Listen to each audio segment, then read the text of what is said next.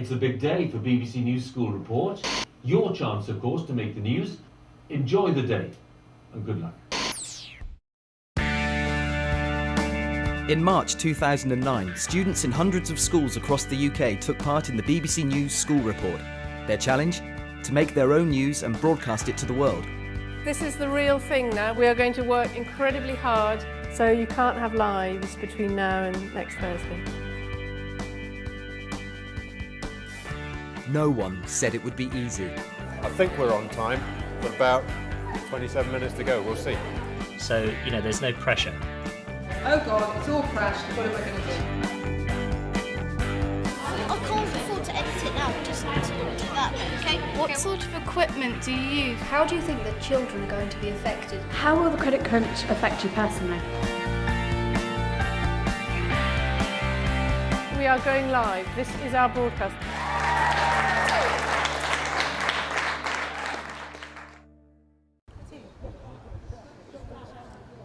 This is Guildford County School. It's 9 a.m. on what's known as Newsday, and the school reporters are gearing up. Shall I get them in? So who's their bulletin editor, as it were? They need to have somebody. But you can explain. Why don't you explain what that person has to do? But who's going to do it? I don't know. I'll explain that they need one. They need to find one. And then you can ensure that they actually get one. I'm an absolute bag of nerves. I hope you realise that. This is scarier than Baghdad. Listen, I'm relying on the professionals. The school reporters have just 5 hours to find, write, interview, record and edit until their broadcast goes live. There we go. Good luck, everyone. Off we go. But the students are well prepared. For several months leading up to Newsday, English teacher Annabel Gibbs and their BBC mentor Kate Riley have been teaching the Year 8s in lessons and after-school workshops how to be professional journalists. It is a way of getting the children to write their own news. So when they're surrounded by adults telling them what the news is their opportunity to say, well, this is how I see the world, this is how I see the news. And they have a day where it's their news that counts, and the world, in fact, can listen to what they have to say about it. I think it's really important that children understand how the media works as a part of them understanding how democracy works. It's very specifically teaching them about how to make sure their news is correct and accurate and impartial. 1 month before Newsday, the children have a practice day, a full dress rehearsal to give them an idea of what Newsday will be like. Practice day is also a chance for them to start thinking about the big stories they might want to feature. Right. So which bits do we want to mention? Today, producer Mark Frankel from Radio 4 is connecting the school reporters to some students in South Africa. Hello everybody, I've been working in the BBC for 10 years, mostly in radio, so I know quite a bit about radio editing, which may be helpful for some of you later. While the school reporters start writing and interviewing, 6 students set off with Mark to BBC Radio Southern Counties. We're about to talk to some students in South Africa about their life in South Africa and their expectation for the presidential elections in April. The idea is that there's 6 students here.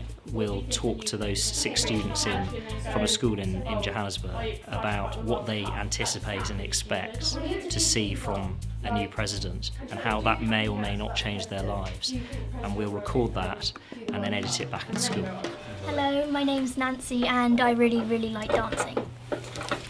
Hi, I'm Megan and I'm 13 years old. I'm Tiffany, I'm a girl, I'm a netball player and a big fan of cartoons. Hi, I'm Shanae and I'm in grade 9 and I'm also a girl and I'm a big United supporter. Do you have any doubts about what the president will promise for the future? If I had to see the president walk across my street, I wouldn't even know he's the president. He hasn't really promised us anything, or he hasn't really consulted with the country a lot. Thank you. Thank you. Bye. They were very knowledgeable about politics because it's quite a political country out there, and they certainly knew a hell of a lot more than we did. They seemed to know a lot about their president and what they wanted from their president, which I think was very good, and I think we should be able to know that much about them like they do. That was really fun. That was really fun. I so want to do it again. Yeah, I'm going to. That was really fun. Back at school, the pressure is on and things are, well, not quite falling into place. I can't afford to edit it now, just do that, okay? We had a lot of technical problems on practice day. The editing software that we were using, we weren't really used to. So we did have a lot of problems moving material around.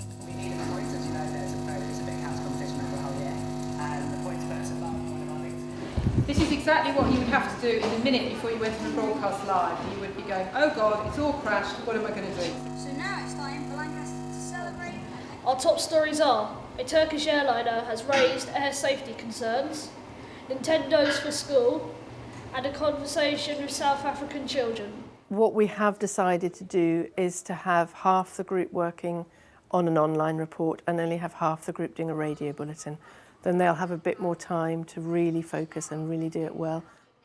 And it's not just Annabel and Kate who have learnt some excellent lessons from practice day. We spent too much time trying to get the people to, trying to interview the people, and we didn't spend enough time actually cutting down the interview, so we got a little bit too much in that. You've got to make sure to listen to everybody and give everybody a chance to do something instead of like loads of people going off to interview people and having one person left behind to write the story. There's just 1 week to go before the big day, and the school reporters are meeting for their last workshop. Kate has made use of her journalist contacts and she has some exciting news. I think some of you wanted to interview Vince Cable, who's a politician. That is set up. He said yes, he wants to be interviewed by you. He's the person who speaks about finance for the Lib Dems. I mean, that's amazing, really. So what we've got to work on is keeping focused on it all and not losing track of it all. So you can't have lives between now and next Thursday. They're officially cancelled until school report's done. The school reporters have some homework to do before going to London to interview the Lib Dems Shadow Chancellor. Or maybe you can do something about his thing with the UN.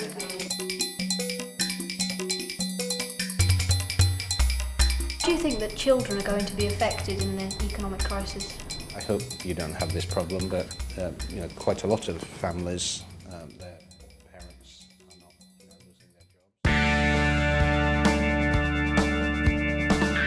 jobs. Even with all the practice, preparation and some interviews already in the bag, there is so much work to be done by the deadline of 2 p.m. Can the school reporters do it? Welcome back. This is the real thing now. We've had our practice day, so we are going to work incredibly hard to get our broadcast out by 2 o'clock. That's our deadline. We have to do it. We've got some expert help with us this morning. We've got Kate back from the BBC and Chris Booth as well, who he's only just back from Baghdad. There we go. Good luck, everyone. Off you go.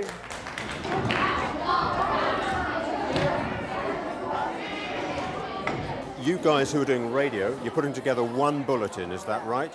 Who's in charge of saying, we're going to start the bulletin with this, I need to know where's this, who's edited that? You're the boss, are you? Am I? Okay. You are now. I came for the first few sessions here when it was all very rough and ready, and the children really didn't know where to begin, and they thought that journalism was extremely mysterious. So we began the process of demystifying it and encouraging them to understand that broadcasting is really all about telling stories, and they're at least as well qualified to do that as adults are. And they picked up on that remarkably quickly. One question to each and edit it together so we're getting different points of view from different questions. You've been very busy for half an hour, so what we're going to now do is hear your stories. I'll put them up on the board, then we'll have a discussion about if we should go with them. Steph, have you got a story? We're doing our story about the plastic bags, and we're doing it on the positive sides of it and all the campaigns that are going around. Our story is about why do kids like sweets so much, and it turns out there's like this whole scientific meaning behind it, which actually the sugar in sweets helps kids grow more. In primary schools, they're thinking about getting rid of all of the stats and tests that they do, like they have with the year 9 stuff.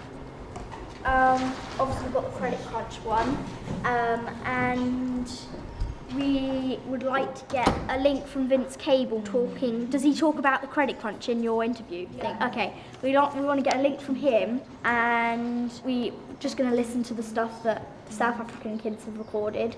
I think we've got all our stories. Golly. If anyone's not sure what they're doing, speak to me, otherwise off you go.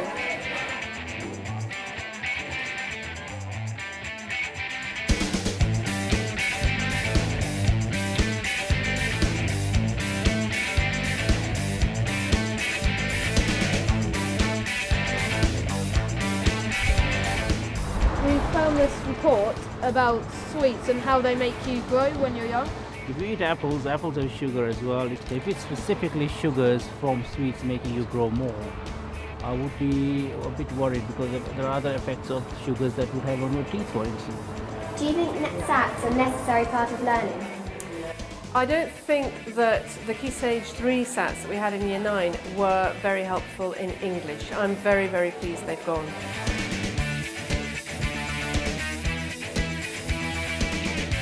Three, 2, 1, go. How will the credit crunch affect you personally? I don't think it does really affect me personally. Well, I have been getting a shorted amount on my boggy money, but that was about it. It is now 1 o'clock. We've got an hour to go before we broadcast our bulletin. 4 of our reporters interviewed Vince Cable. They asked him how to explain exactly what is going on in the credit card. Radio in particular is quite interesting because it makes kids really have to sit and concentrate on something through their ears because they've got no visual stimulus. I'm like the primary technician, and if anyone's got any problems, I help, if you like, the troubleshooting. Yes, it will be, okay. I should. We've got 15 minutes and the editing's going well, so. Absolutely. Absolutely. Oh no.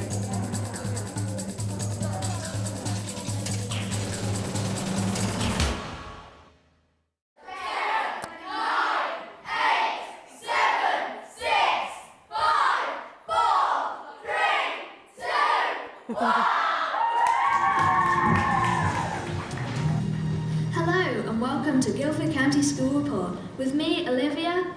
And me, Rachel. Our top stories today are: will SATs be scrapped? A 107-year-old granny racer. And our special report, the credit crunch, Britain and South Africa. What I find inspirational about the school report is there's a kind of a professionalism that you're encouraging them to aspire to. You know, we expect them to hit their deadline. We assume that they can do it. Good afternoon, Mr. Cable. I'm Jamie. We're here on behalf of BBC School Report in Guildford County. One of the main things I love about it is this just opening up their eyes to the outside world. We're all guilty of tunnel vision, I think, and here's an opportunity to open up the world to the kids. They can see what's going on. It's sort of tense when it goes wrong. Then you look back on it and you think, yeah, I did the right thing, and I'm really glad of what I did. Sorry, I think that's all we've got time for. Thanks for listening. Bye!